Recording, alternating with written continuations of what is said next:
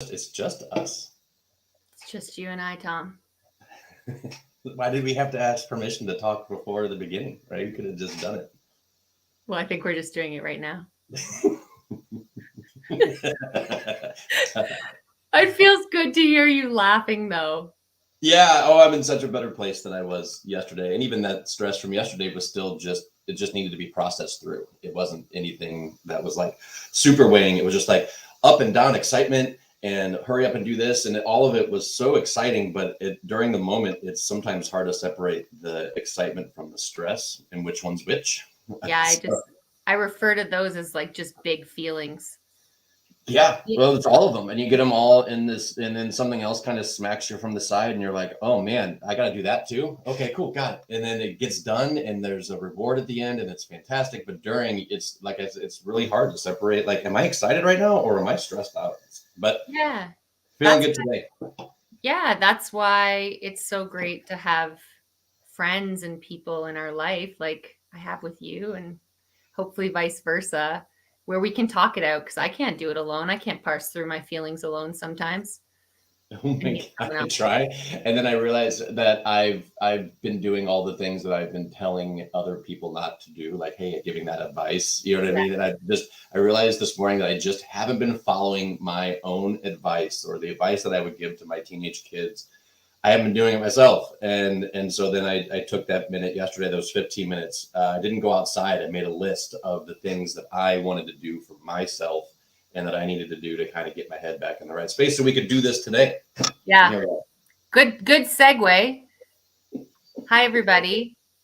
Tom and I are human beings working in this industry who are dealing with lots of shit and trials and tribulations just like everyone else, and we need each other, and we're happy to be with you today to just talk about it, be real. Yeah, and this is Beer and Balance Strategies for Social, Mental, and Physical Well-Being in the Craft Beer Industry. But I really think that this spans more than just the craft beer industry. This is the service industry as a whole, just being in that world of service and what that looks like, and all the things that have to happen beforehand for the finished product to actually be consumed by someone. And in that consumption creates a whole bunch of possible issues and stresses and processes that need to be in place. So, I think it's great to sit down and just acknowledge that we do so much so often, and we don't really step back and take those moments to you either celebrate yourself or celebrate the business or the accomplishment itself. Yeah, and I don't know about you, the other point that I think is like really important is like this industry is fun. It's exciting, right? It's like, you want to be all in. So taking a step back to slow down and like decompress and have like self reflection or reflect with your friends and your colleagues, that often doesn't happen. Again, not for bad intentions, just because it's so great to be in the excitement. It's easy to get lost. We should probably introduce ourselves like appropriately. Say it like it'd be like it might. Who Hi, are I'm Tom you? Alaska. Who are you, Tom? And how the hell are you doing today? Oh man, I am. My name is Tom Halaska. I'm with Ritual Zero Proof Spirits. I am their national sales director. I have been in the bar business, beer business, liquid business for 23 plus years in one way, shape, or form, from a dishwasher to a bar owner to a supplier, sales rep, and marketing manager. It's been a lot of this and that in the industry. Recently stepped into the non-alcoholic world about 5 years ago on the beer side, started on the beer side, just recently moved over to the spirit side. And I just have a real passion for what we all do and how we do it and the nerdy stuff. I just sat through an Excel spreadsheet course that I was super interested in because it helped me learn more about our formulation and how things work and all of the things that have to come together. Like I said at the beginning of this, to just create this world where people get to enjoy things and the simplicity of that. And sometimes we overcomplicate that. So anyway, that's just a quick rundown of me. What about you?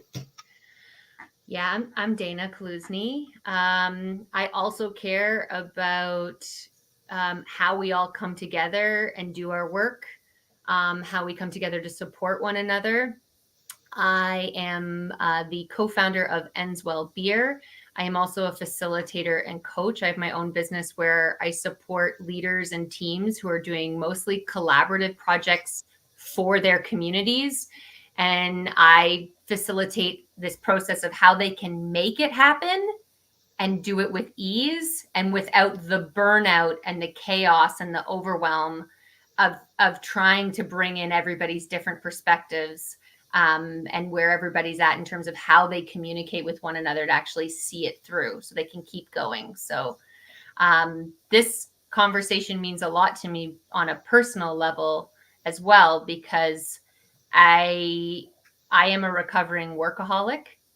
I dealt with a lot of identity-based mental health and endured pain for a very long time. And I worked that out by overworking to fill the void. And this for me is an opportunity to pay it forward and to speak honestly about, I think, what's often hidden and not talked about in terms of how to love working in this industry without losing yourself. Yeah, for sure. Like that it becoming your identity. How far is the drive from your house to my house? I think it'd be fun to know. How long did it take for you to get here? Oh, 13 hours? when we did this, oh You yeah, said this is our that. first time doing this virtually. We did this Yeah. in person, and my partner and I drove from Collingwood, Ontario, Canada, Hmm. to St. Louis, Missouri, and it took us. I mean, we took our time. We did a small batch brewery road trip, but I think the drive is about 15, 16 hours. And it's so funny that the distance between us is so far. Like we're doing some long ways away from your house to my house, but we're experiencing almost the exact same things inside of our industry. We're seeing the exact same things are happening in your neighborhood in Canada and in my neighborhood in the Midwest. There are these struggles, and pandemic didn't help any of that, of course, but I think it really shed a light on all of that, from work ethic to customer responses to how to handle just about everything from supply chain to it became way more complicated as far as processes are concerned. And I think that goes right back to maybe making it a little bit simpler and taking a step back I got upset today because my work card, I couldn't book a flight because I needed a code. And I was just so frustrated at that. I'm like, look at how this small thing has made me so frustrated when there's all these other really big things that really I handle every day and do every day, and they don't bother me, but they're actually like should be a bigger stressor than they are. Yeah, and the small things add up. And Mhm. just for anybody who's here live with us, thank you for being here with us. As you can tell, Tom and I, this is very much a peer-to-peer conversation.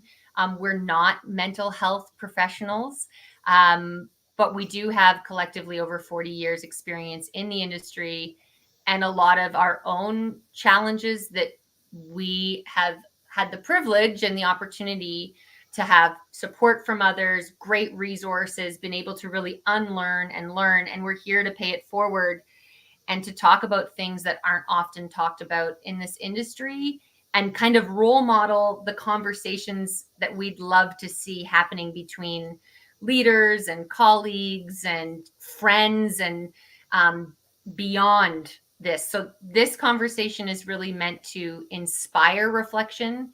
It's self-awareness, not Tom and I telling you what to do. It's got to start with self-awareness because we believe that there's inherent wisdom within you and your team members, and it's just slowing down and stopping to have the conversation and reflect to then come to the actions or the solutions that you want to take that will actually like really resonate and work with your team. So if you have things you want to contribute to this conversation, please type them in the chat.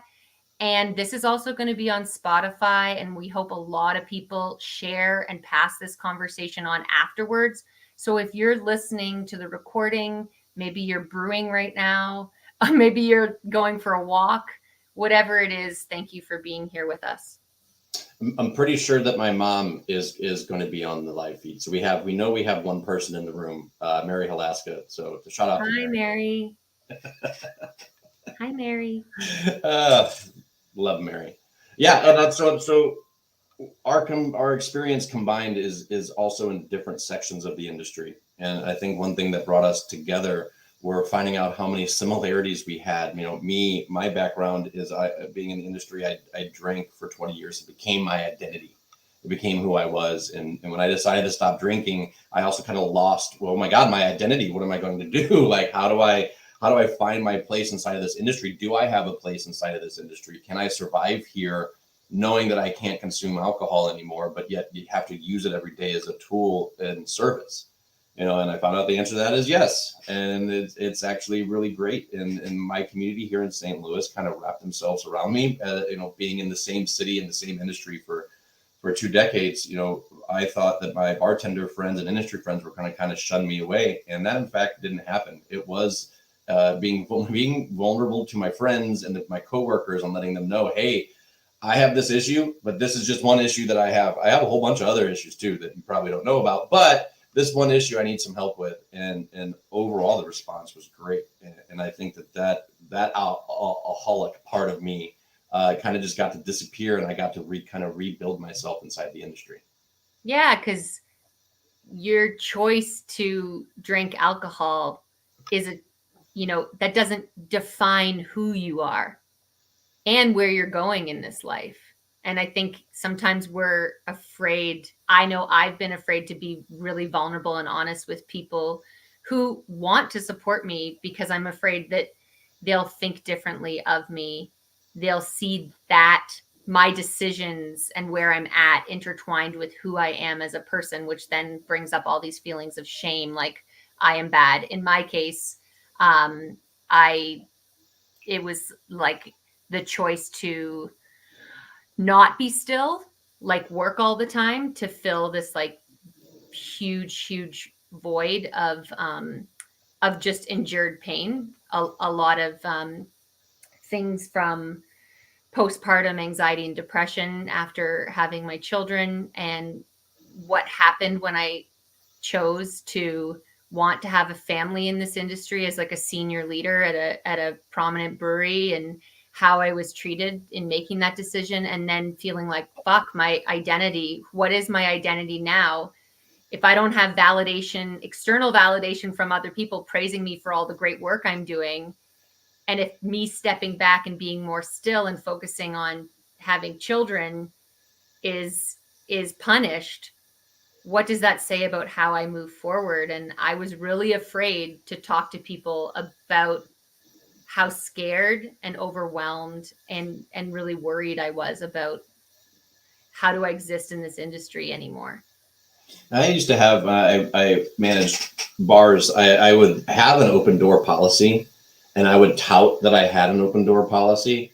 And in retrospect, and talking to former employees, me saying, hey, come to me anytime and talk to me about whatever you want to talk about, wasn't enough. And it wasn't enough engagement with them to get them to feel comfortable to actually walk through that door. So now, as I'm able to build this new team and help build this new team at Ritual, I'm able to lay a better foundation of what that looks like, how that works. If an employee needs to come to me, or a coworker needs to come to me, like, how do I reassure them that, one, I didn't just say it once and that's it, but I'm always kind of reinforcing it and letting people know, like, how do I do that? And how do I get that actual engagement is a big deal to me right now, because I thought I was doing it right 10 years ago. And come to find out, like, people are like, no, dude, you're like unapproachable at times. Like you come off very unapproachable. And I'm like, oh no, I'm big teddy bear. Anybody can talk to me, because that's how I see it. That's the version of myself that I see. But I know that everybody that I come in contact with has a different version of Tom. Well, and if you're asking people, especially as a leader, if you're asking people to be vulnerable with you, I have an open door policy. Come talk to me. Like, I'm here for you. But you don't role model that vulnerability and strength back to them, as in like, hey, I'm having a hard day today. I'm really struggling. I'm feeling really overwhelmed. I'm low. This time of the year is hard for me. If or even asking them for some sort of support, even just to listen. That, to me, like, that was a big eye opener for me as a leader. Is like, I realized, like, I had this like mama bear role, of doing the same thing. Like, I'm here for you. I'm here to support you. But I never gave anybody the opportunity to even show how they could support me. And that created a ripple effect that I wasn't aware about in terms of that unapproachable, you know, that feeling that people might have, or, oh, you're so confident. I can't come to you with my insecurities. You're too you're overly confident. You wouldn't understand. I think that this would be the point of a class to where the teacher would be like, "This is something that you might want to remember for later." I think that, like, this is like I love how we just kind of got there, right? Like that understanding that you have to live in action and show that your employees, like letting them know that you're having a shitty day, letting them know that like life is tough for me and I know it's tough for you. So like, let's get through this together kind of mentality, because I know that that's what a lot of people want to have. And I think we had somebody come up to us after our in-person talk at the Craft Beer Professionals conference here in St. Louis that said exactly that. Like, oh my God, I've always thought that I had this like open door policy that we can all talk about our problems, but I'm realizing that I never talk about the issues that I'm having, and Right? I'm not relaying to them. So I think that's something important to reflect on as a brewery owner, a bar manager, anybody in the industry. Like, you count too, and your feelings are important as well. And addressing those first is the way to a path to success. And I just want to acknowledge the other flip side is that there are certain people who will not meet you where you're at. And that can be really difficult when you do open up, especially if you're in a leadership position and you do open up to somebody and they don't have the compassion and empathy to meet you where you're at. And it can be really jarring. It can make you feel insecure. So I just want to acknowledge anybody who has taken that very brave step to open up and it's not felt good, and just to know it is a practice and to keep going and to find other people. Maybe that one colleague who you'd love to open up to isn't the person, but maybe there's somebody outside of your office or outside of the brewery, a friend that you could open up to, a coach, if a therapist. Like, it's a very real experience that what we want to give to others, we don't always receive ourselves. And that can be scary. I once opened up to somebody on my team about how I was feeling. And they told me that, that I needed to check my shit at the door. Right? When you come to work, you got to leave that shit at the door and just come in and just focus on work. And that really had a massive effect on me. And I believed it until I couldn't believe it anymore because I was really suffering. I've had employees coming into work, getting into a car accident on the way to work, getting to work for a Friday night shift at 4:30, shaking off the tears, shaking off the pain, shaking off everything to go to work, to then walk up to a table and smile and say, "Hi, have you been here before? My name's," Yeah. it's crazy. And another thing on top of that too is that vulnerability isn't currency. So I think then this goes to what you were saying, like, just because you are vulnerable with a coworker or an employee is not the ability to say, well, I did it, you need to be doing it too. A lot of this stuff is just none of our damn business. That's You know what I mean? right. Like, if you're seeing that a person is down, like, acknowledging that and empathizing with that, but not needing to know why. Like, oh, there's something personal happening in your life. I need you to now bleed that into your professional life. Like, give me that information so I know what's wrong. Sometimes you can just tell someone's having a shitty fucking day, and that's enough to know. And you can put things into place, and now it's time. We're going to order some pizza. Have a good day. Like, do something to cheer you up. Expectations. Yeah. One of my favorite definitions of compassion and empathy, which comes from Brene Brown, is that it is a practice, and that empathy is not this idea that, like, I'm going to walk in your shoes. Like, no, that doesn't exist.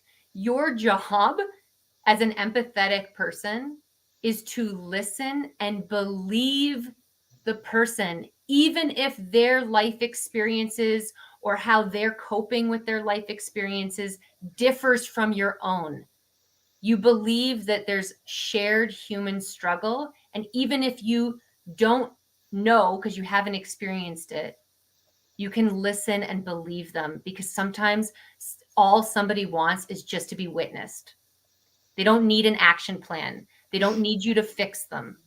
They just want to be witnessed and just be in all their humanity and be believed. And that my 19-year-old actually yesterday got home from school, and that's exactly the conversation that he instigated of understanding empathy, and he explained it. I'm like, man, simple. Yes, you as a straight white male in the Midwest don't have to understand a damn thing about anyone's problems. You just have to believe that those are real and they exist. Yes. And that's it. You're That's having it. an effect on that person. And then learn more. Teach Yeah, yourself, educate yourself. Don't ask for education from them. Go learn about the situation on your own and educate yourself so you can just learn some more about it. But being empathetic is easy as just saying, oh, cool, I don't understand anything about that, but that sounds terrible. I feel for you. You know what I mean? Or like ask great questions, but great questions, not centering your own needs, centering theirs. So what do you need for support? Is there a way that I can support you better right now? Because people who are struggling, whether it's physical with chronic pain, mental health, social anxiety, whatever it is, they might not always know what they need, but being given space to reflect on that and know that they can reflect and get back to you and know that you're even just there is sometimes enough. And then oftentimes, if that person, this is something that's recurring, they have coping mechanisms. So like I'll give an example. Like, I know when I'm having really intense anxiety, I need to go outside. I need fresh air. I need to be in some form of nature, and I need to move my body. And even if I have 10 minutes just to go and do that, to like go for a walk or put my headphones on and put a song on and just move and shake and just release that energy, that's sometimes enough in that moment. So I think like give people credit that they might not know, but sometimes they do know, and they just need the space to apply it. They just need the space to figure it out. Well, that's what yesterday when we were prepping for this, and you're like, all right, we're 15 minutes early, go outside and take a moment. Sometimes it's polarizing for me to where I can't bring myself to go do it. There's something that blocks me from going and doing that thing that will make me feel better. But having someone in that moment acknowledge that, hey, you might want to go take a moment to yourself to clear your head, to take a minute. Nothing, those 15 minutes aren't going to change the direction of anything except for putting you into a better mood to get the stuff done that you want to get done. And how does all this relate to being a brewery owner or a brewery manager is really just that simplicity of self-care and awareness. So that I bring it up all the time since we've had the conference in St. Louis, the gentleman who does the smiley face, frowny face program at his restaurant. So there's a chef in New York, whose name escapes me. He has a Post-it note, 2 stacks of Post-it notes at the clock-in computer. One has a smiley face, one has a frowny face. And every day when the employees clock in, they pick a smiley face or a frowny face, and they throw it into a box that's silly decorated that's next to the clock-in computer.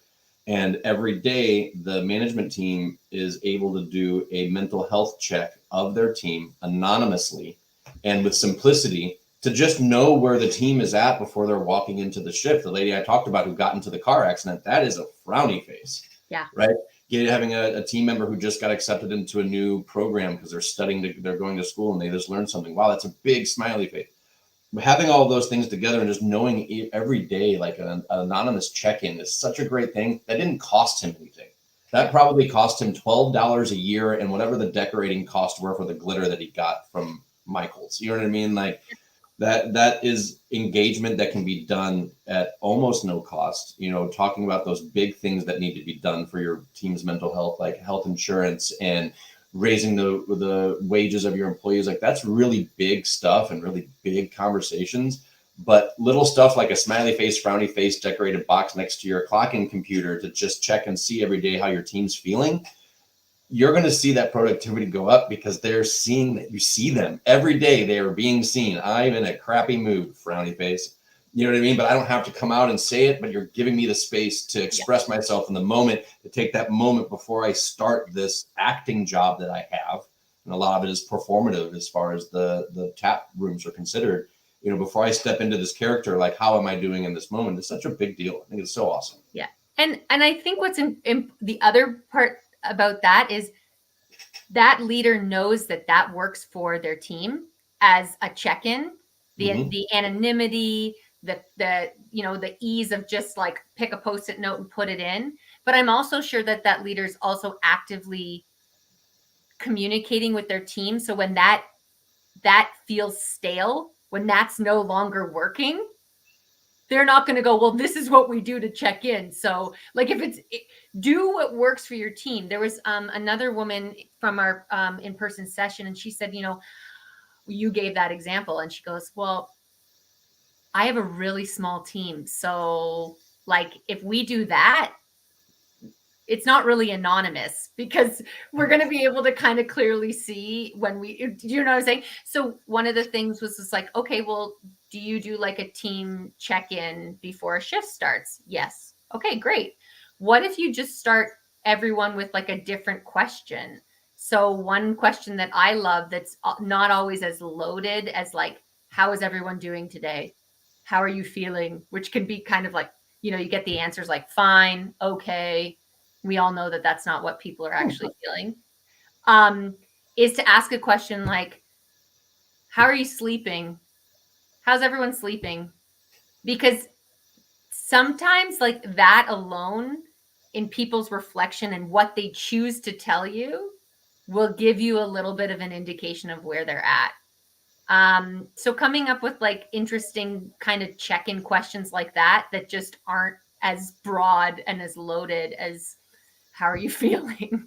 Well, hydration is a really fun one too, right? You can always kind of tell, like, have you been drinking water? Are you hydrated? No, I'm not. I haven't been drinking water. You're like, like that's it. First of all, let's get you some water, but also like, all right, there's probably a reason why. Maybe they're just not focusing on themselves. Like there's hydration has always been such an indicator for me. I use it with the kids all the time. Yeah. Or I'm seeing in the chat, I'm looking at the chat, somebody mentioned that something blocking me from doing self-care piece is so real. And I do think that there is a lot of there is a block. And sometimes the awareness of that block is like all you need. The other day, I have a tendency to get into the flow of like work. I'm feeling so good. Woo, accomplishing shit. And I can't get out of the loop.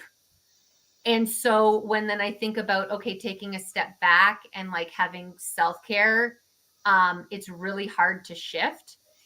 And I literally feel like there's this energy inside of me that's like a barrier that's like, no, don't stop. You can't stop. Or like I'll have the time to stop and I'll feel like I can't. There's this like guilt piece that comes up because what I want to do is just like sit on the couch and just sit there for like 10 minutes or like pull up my book and like read for 20 minutes. And it has nothing to do with work. I just want to read my sci-fi novel. And I'll within me feel this need like I can't do that. Keep going. You can't do that. And it's just nice when you have somebody else, in this case my partner, who's like, just sit down. Just sit down. And so sometimes it's great, like if you're talking, even if you have a question about like, anybody have some new self-care practices or like that they're learning that's really working for them. Sometimes it's just, or somebody says, like, is anybody else like feeling really like a block or a barrier to just like focusing on themselves or taking a break? Like even just asking that and just having a conversation around that, it normalizes it, right? Like it normalizes these things. We don't feel like we have to pretend anymore. And that's I think also where the kind of the fun of it is too, is really let everyone know that we're all kind of on the same playing field. We all are kind of having the same issues day to day and the same lack of that self-care. For me, I realized recently, and this is a weird thing, if I have a bag of onions that I'm chopping and I have to chop 12 onions, as I get closer, and I think this is the opposite of you, as I get closer, it gets harder for me to finish the project. By the time I get to the last onion, I'm like, I just want to leave. Can I just leave this last? Does it really need to be done? Like, what is that? And I think that that's where that blocker comes in for me for that self-care is exactly what that is. I'm like, I know if I finish chopping that onion, I'm gonna be like, damn, those onions look great. If I take the minute to go step outside and walk the dog around the street for a minute and clear my head, I know that I'm going to feel better, but there's something in me that will kind of create that blockage. So having a partner or a friend or a coworker who checks in, my team at Ritual, we check in all the time. I travel all over the country and I get messages from coworkers being like, hey, did you stretch today? Because we know that you just had a 6-hour flight and you're out and you're driving around and getting in and out of the car. And like, are you, I get messages, are you hydrating? Hey, have you eaten?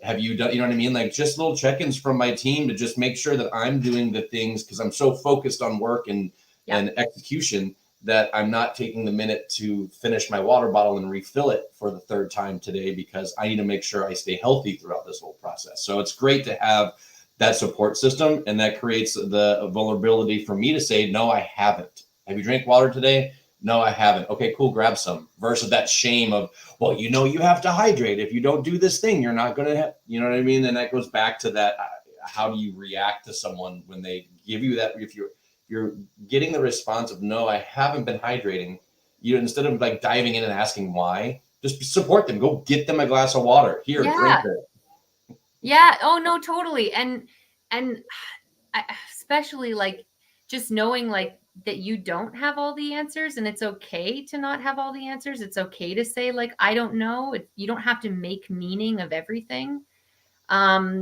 Sometimes that just that observation of what's going on is great. Again, it goes back to what we were talking about self-awareness, but I really truly think like this bigger conversation and how it relates to making sure we're fostering a culture of like wellness and like humanity in our breweries or our organizations.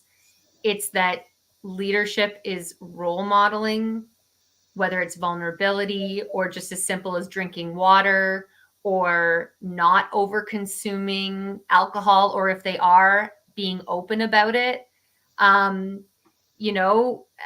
Being open, I think being open is really important because then, and knowing that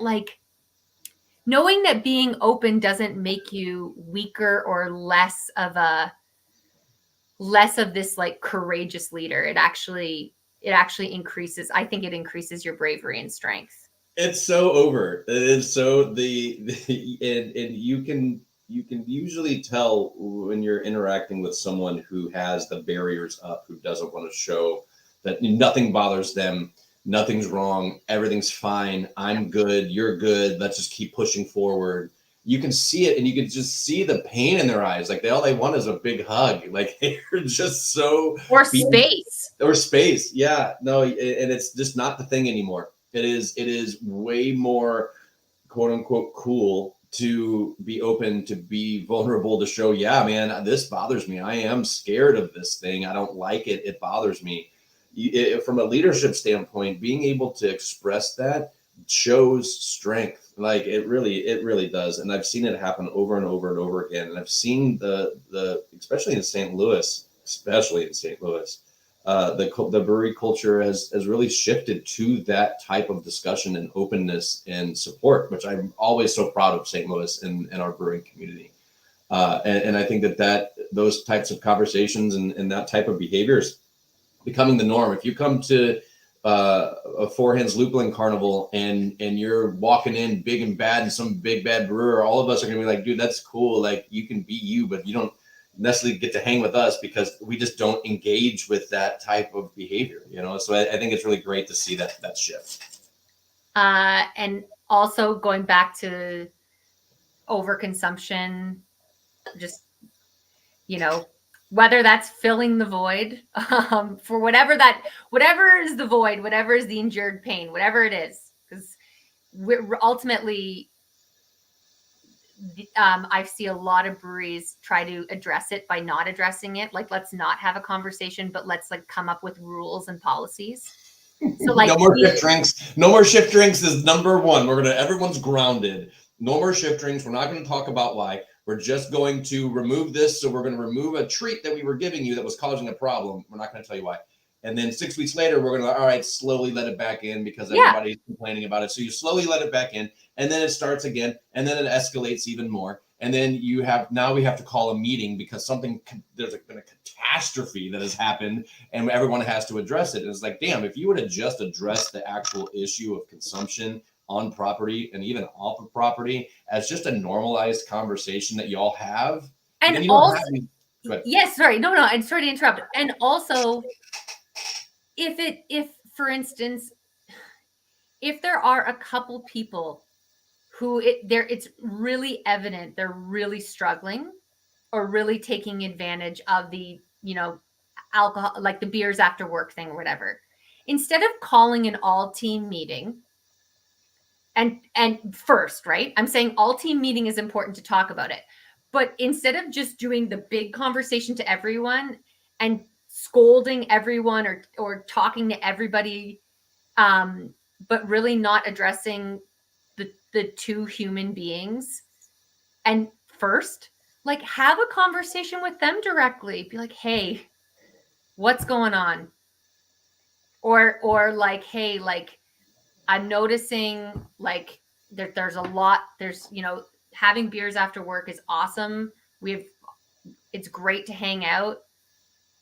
And I'm noticing that like you're drinking a lot after work. And I want to first let you know that I see it. Where are you at? Yeah, something like that. We need to make some adjustments here. Like let's figure it out. You know what I mean? Like, Figure yeah, it out starting there, together. nothing worse, because I have been the person that has had the shift drinks removed because of, and I've also been the one who's had to remove shift drinks because of other people. And when it's you and you're sitting in that big group of people and then they say, hey, well, what happened last night can't ever happen again. And everybody in the room is just like eyeballing you, being like, you just ruined this for all of us, you alcoholic, which is, was the case at the time for me. And it was like that. There was nothing that was fixed, and nothing about that was ever resolved. And this isn't just for the alcohol shift drink portion, but like there's a lot of other factors that happen inside of your brewery or your tap room that are very similar as far as like removing a reward because someone is abusing the rule. But there's no discussion on why that rule is being abused and what can we do to work with that individual person. I'm building a team of hopefully a number of people. And I know that each one of them individually is going to have different skill sets, different personalities, different behaviors. And I'm not going to be able to manage all of them with the same blanket processes and education. I'm going to have to build on their strengths. I'm going to have to work with them on where they're at in their life, in their transitions, like, and then just being conscious and aware of that. So I keep my team healthy, so I can keep productivity up, and we can actually get through this thing that we do all day long, that we do because we need to survive in this community, in this culture. So like, let's make this as fun and as easy as we can. I think that brings it back to at the very beginning, like keep it a little bit more simple, keep those communication lines open and constant. And through that, make this a little bit easier on everybody involved, including yourself, the management, the ownership, the employees, the people that are coming into your bar and tap room to have drinks. Like that whole vibe, like you can pick up on that real quick. And creating that actual community space and those real true public houses, I think is something that all of us want to or aspire to create and enjoy. And then sometimes you just kind of lose sight of that because the stresses of doing that kind of direct you in a different direction, And you know what I love about this industry is I love that it's centered around bringing people together, right? So yes, and this is I hear this from people like I don't drink a lot anymore,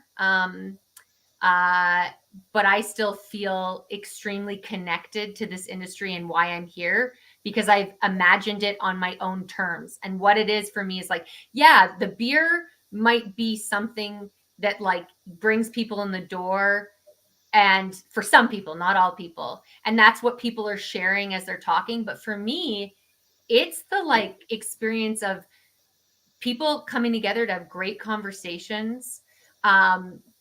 Sometimes with people that they might not normally like interact with, like they're sitting down, they're having, and that spirit of like, I think friendship and like great conversations and this camaraderie and this community building, that doesn't need to that can exist without alcohol, right? I think for so many of us, and it can exist in a space with alcohol, with options for other people not to drink, but you can still have that. You can still get excited about what it is to like just be with other people and enjoy their company and just like get real, be human, like cut the crap. Like, you know, why are so many of us in this industry and not in like a corporate a real corporate job? Is because we wanted to imagine things differently, right? Exactly right. I have a office now I get to visit in Chicago, and it's like Tom goes to work, because I've never worked in an office before, you know, and even now it's only about 10% of my overall time. I chose not to be in that office setting. I chose to remove myself because I was like, wow, that culture is terrible. It's horrible. I'm going to stick in the restaurant business, and realized, oh, we have our own gigantic, massive set of issues over here on this side. Yeah. And that the whole playing hurt mentality that I followed for decades of, you know, work hard, play hard, Yeah. you know, drink, work, drink, work, drink, work, back and forth, just became a part of who I was. Yeah. And what I realize now is, oh, I still crave a lot of those things. I still, after work, when I go out and hang out with my friends, I love staying up until 2 o'clock in the morning, sharing stories and laughing and giggling and doing Right? all of those things. And a lot of my friends are consuming, and it doesn't matter anymore. So creating these spaces of like, yeah, you want to be a brewer? Alcohol consumption is not a qualifier for you to be a brewer. Oh, you want to bartend here? That is not a drinking alcohol and consuming it is not only not required, but we're not going to like push that on you, but No. we're going to make sure we create a space where you can still engage and enjoy yourself. I think is such a powerful part of a mission for any business that starts Yeah. out. How do we relate to one another? Like that work hard, play hard, that was literally a motto at the brewery that I worked at. It was like, no, I'm not joking. It was like, that was like when you signed on to like come and start working, it was like part of your like onboarding was like, just so you know, we work hard, we play hard.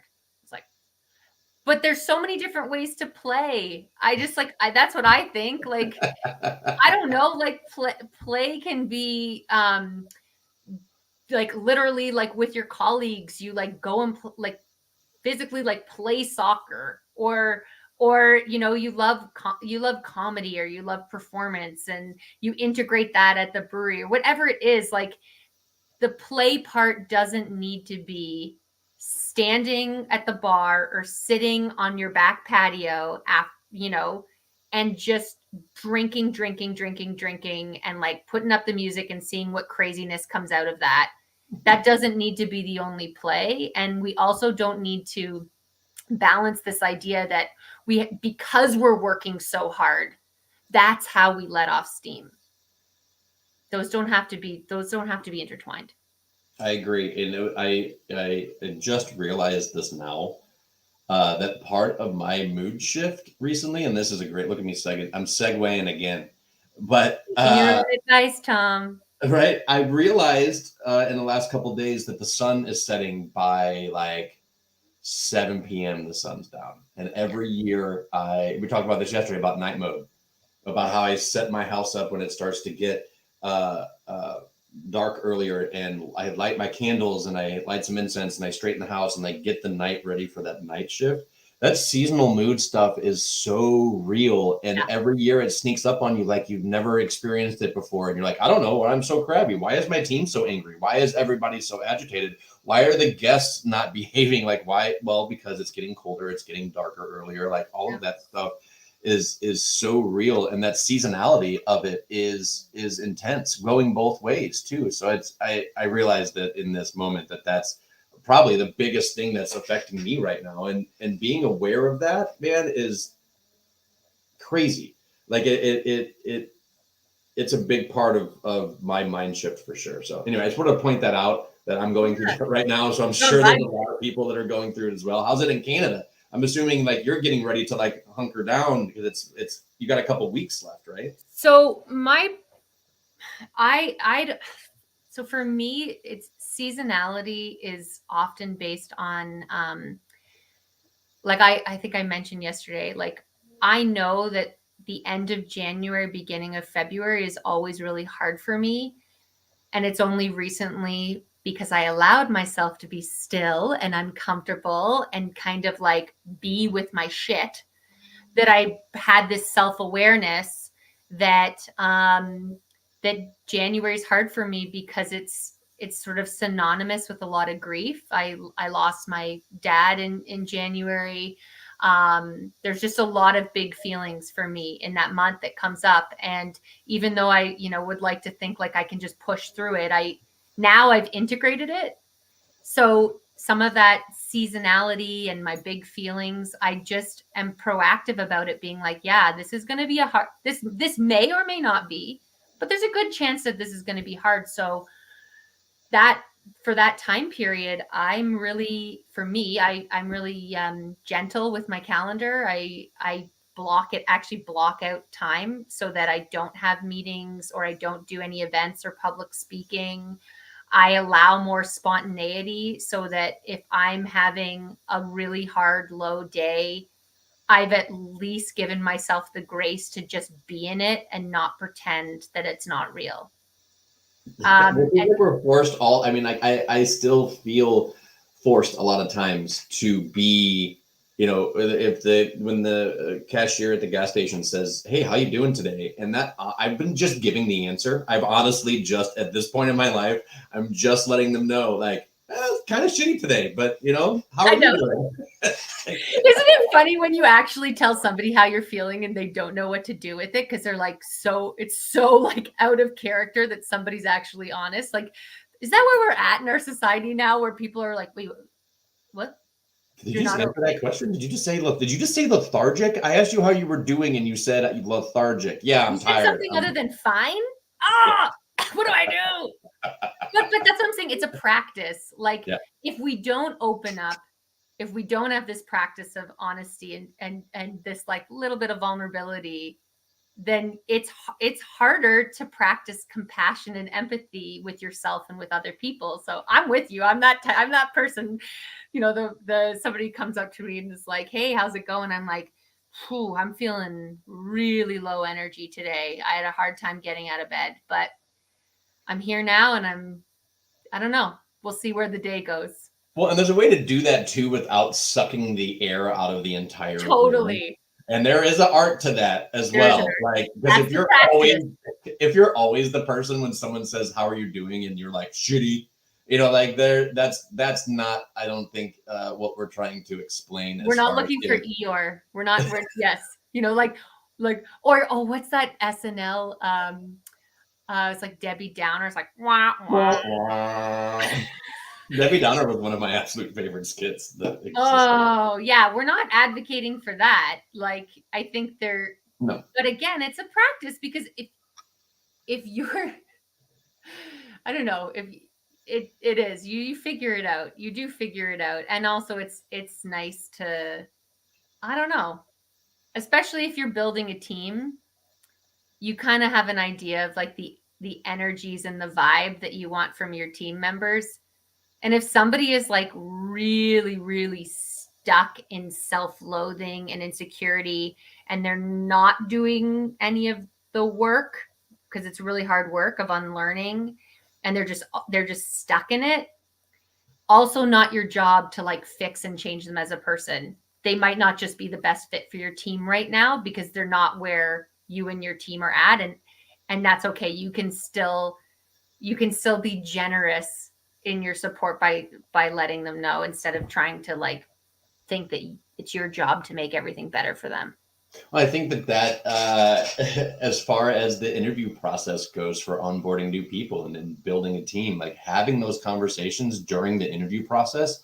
I don't Yes. care what your favorite color is, or obviously the person did cool stuff at their job before. It's all there in bullet points on the resume. Like you can look at that. They don't need to hear your life story from start to finish. Like once you get past all of that kind of introductory stuff and you start asking interview questions while you're onboarding someone new, asking and creating a real outline of your company culture and expectations is huge. An interview these days is not a one-way interviewee type scenario. Nope. You are being shopped as much as you are shopping, and that person Yep. that's sitting in front of you is looking for what you and your company and the people that surround you have to offer them, what the work-life balance is like, and Yes. how do I incorporate this business into my life. And it is real big right now. So I think that I used to read years ago, maybe 20 years ago, interview books of questions to ask interview to get the best candidate. And I look back at those now, I'm like, God, those are absolutely terrible. I was Oh going my to God. Did you remember one of them? the first one, the one that sticks out the most was what was your favorite cartoon, as an icebreaker question, which in itself is a really great question, I guess, to get the ball rolling. But like, What's the you're purpose of that? right to well, I mean, I did it once, and the person was like, I didn't watch cartoons as a kid, and I'm like, oh my You God, I didn't think have TV. we just opened up a door that I don't know what to do now. Like what, because I have so many questions, but anyway. But yeah, Yeah, that well, was like, one of this goes back to like actually wanting to know someone, right. which, and I say this like with love and respect, because I think some leaders think that they like there's a bit of a performance. Like, I want people to know that I'm for the people, right? Like, I'm the type of boss leader that like cares about my people. Or like, I do management by walking around. I walk around, and when people see me and I'm saying hi, like, and having conversations, people know I'm for the people. But it's for the people when you just like actually legitimately want to know someone because you're curious and you care about their well-being, not because you care about the fact that your bottom line might be better if your people think you care about them. I used to brag all the time about having that open door policy that I've mentioned, and the fact that I had to brag about it meant I wasn't doing it. Mm, That's the simplest way that I can explain it looking back on it. Like that, the fact that I had to let people know that I was for my people and for my yeah, employees. You don't have to do that if you're doing that, if you're because just doing it. they're just doing it. You know what I mean? And that's why I'm so excited to build this new team, because I'm like, I think almost overly critiqued my old management style that was cut from. Imagine this is 1998. I'm working at an Italian joint on the hill in St. Louis, Missouri, for this guy who was like, I should never have had the job to begin with at the age of 16, but I learned a very rough way of service and practices and yelling and screaming and Yeah. toxicity that existed. And that's what I was cut from. And so then when I got into management, I wasn't getting the response from the 20 to 25-year-olds that I was looking for. And I was like, well, you wuss. When my day, I got cut for shit like that. You know what I mean? Like, and that was my badge of honor, that I was cut on the hand with a paring knife for touching someone's cutting board, and that's the kind of culture that you should be strong enough to endure. I didn't know why I wasn't getting the responses from it that I was looking for, Yeah. and come to find out, shocker, people want to be treated like humans. They want to be engaged like with humans. They want criticism, but criticism with purpose, not frustration. And all of that stuff is so real. And the more we ignore it, the worse the workplaces become. And those that are focusing on it, not even greatly, just acknowledging that our culture needs to change, and everyday actions and activities create the space for productivity. It's real talk. You know what I mean? Like it's not a bunch of woo-woo stuff. It's legit. Yeah. And also like being kind in terms of this idea of like productivity, like, um, you and I were talking about startup culture yesterday, and that like, sometimes this is used, like startup is the euphemism that makes it seem like those behaviors in that culture of like overworking and like burnouts accepted, or like, you know, tell everyone you work 100 hours and 100 hours a week because we want people to know that this is where we're at right now. Like That's our benchmark. That's it. That's putting startup in front of it doesn't change the fact that that's your culture. Like it doesn't make it any prettier or better. Like that's the culture you've defined. And that's probably the culture that's going to carry forward. Unless you decide to prioritize and think differently about the type of culture that you want for yourself and others. And like thinking about it in terms of what do people need? What do people need to enjoy coming to work every day? What do I like? I ask the question, like, as somebody who's now starting up their own brewery, it's very important that I do things on our own terms, paying forward the lessons learned, right, from all the repair work that's been done. But like me asking, like, what do I want? What do I want? Like, what do I need from this experience of being in this brewery? And then thinking about it from there. Because again, the cultures that we create in our organizations are based on the people and how we behave and how we treat other people. It's not, they can't be grounded just in, you know, getting lots of work done. Well, and that's not a straight line either. You know, there's the startup culture that is, hey, we are a brand new company. We are expanding. These are things and barriers that we'll have to get past, but we have a plan to create the culture that we are building. But we are in that building process right now. But here is our plan. Here it is laid out. And, you know, if it's not going in a straight line, sometimes there are steps backwards. Sometimes like, hey, we've got to get to this point, but there's 15 other things that have to happen for us to get there. So here are these goals. Let's set these goals as a team. Let's look at what these goals are. And if we want to accomplish this thing, like here is a big group of things that we can do to continue to work towards that, because this is a process and we have to continue to build. But if you just stop and say that we are a startup and this is how it goes and this is what we do, that you're going to lose employees left, right, nonstop. Oh, 100%. Because the difference is like, okay, where you're at in your business is that you're a startup business. What the culture is as an example, is everything we're doing is emerging, which means it's going to feel really intense and big. But we're going to check in with each other so that when things get overwhelming, we can decide the best way to delegate and move forward, or reprioritize so that we can meet our goals, but maybe the timeline changes. We're going to fuck up. When we fuck up, we commit to repair. So that means that we are going to acknowledge that this didn't work. And we're going to talk about with all of you what didn't work. We're not going to ask you for solutions. We just want to hear what didn't work. And then we will reflect and figure out how we move forward from there. But we're at least going to give ourselves the time and space to acknowledge what went wrong, because so many people don't have that honest conversation of let's just talk about what went wrong and what's not working without the need to come up with a solution right after it. I mean, can we just hit the end button on the presentation and just stop right there? Well, you know what? Actually, that's a good point, because what's the thing we led with about why we wanted to have this conversation was we're not having the conversation about some of the challenges with balancing, you know, balancing lifestyle, beer, working, all these things. We're not here to tell you solutions, but we are here to inspire self-awareness and reflection. Mm-hmm.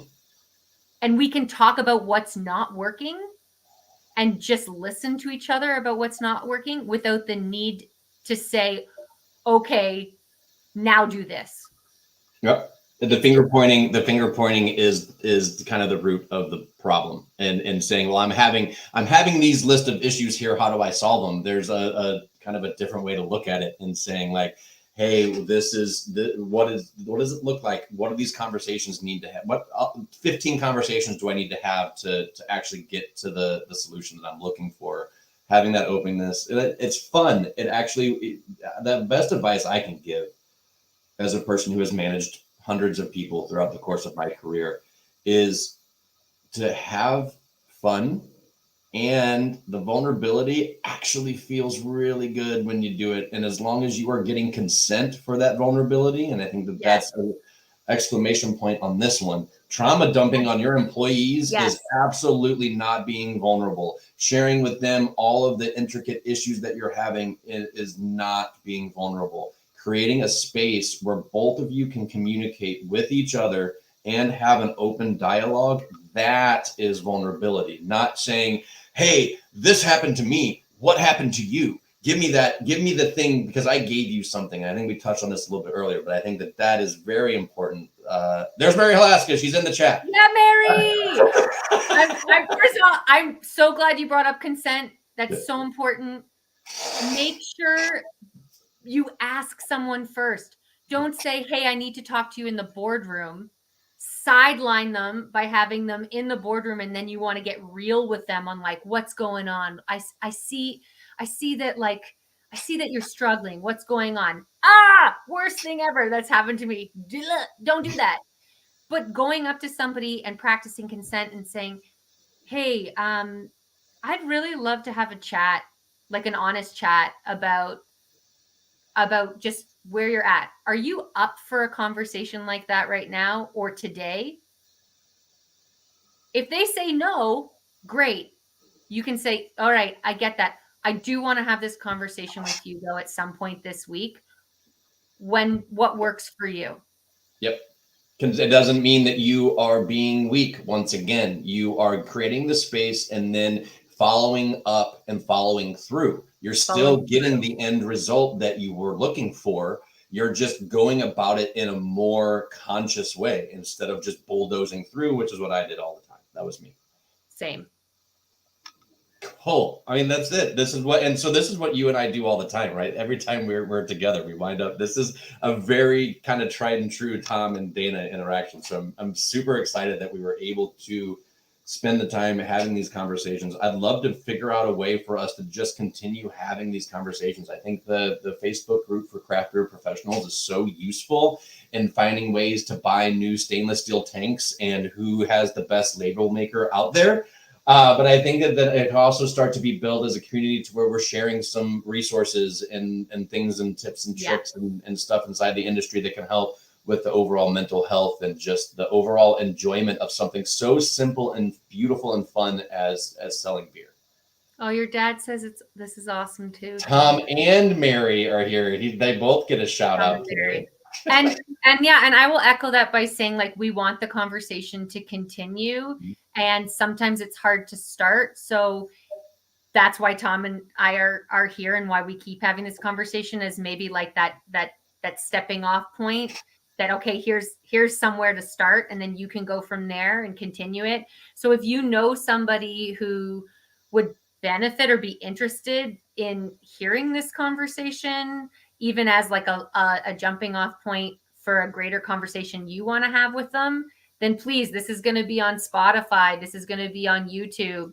Share it. Let's keep the conversation going. Let's end the silence around some of these really important themes and topics. For sure. And real quick, one last shout out to the Giving Kitchen, which is a James Beard award-winning organization that provides financial, physical, and mental health resources to people in the food service industry. So you have somebody who's a part of your team that has had a crisis, a fire, a hurricane, some sort of crisis, without a doubt, reach out to Giving Kitchen. There's an application you can fill out, and they provide direct financial aid. Their website's great. It has a bunch of mental health resources that are free for your team members. It's a really great organization. And once again, something that's out there as a free resource that we just don't exactly know about. And so the more we share stuff and these free and available resources, I think the better community we're going to build. Nailed it. Leave studio. We're out. See y'all. Okay. Love you, Tom. Thank you. Too. Yep.